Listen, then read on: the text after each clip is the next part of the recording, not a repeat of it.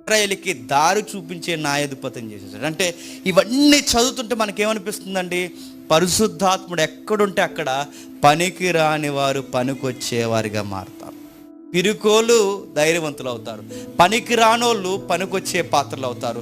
అసలు ఏ విధంగా అరే వీడికి బొత్తిగా తెలివితేటలు లేవు, ఎలా బతుకుతాడ్రా అన్నవాడు కూడా మనకు తెలివితేటలు నేర్పించేంత తెలివైనడు అవుతాడు. గుర్తుపెట్టుకో, నిజంగానే వీడు పరమ ముద్దు అంటారు చూసారు స్కూల్లో, వాడు దేవుళ్ళలోకి వస్తే అందరికీ ముద్దు వచ్చే అంత కుమారుడు అవుతాడు. గుర్తుపెట్టుకో, పరిశుద్ధాత్ముడి కార్యాలు అంటే ఎలా ఉంటాయంటే మనుషుల్ని ఆశ్చర్యకరమైన వ్యక్తుల్లో తయారు చేస్తారు తప్ప అన్నవేళ తయారు చేయడు.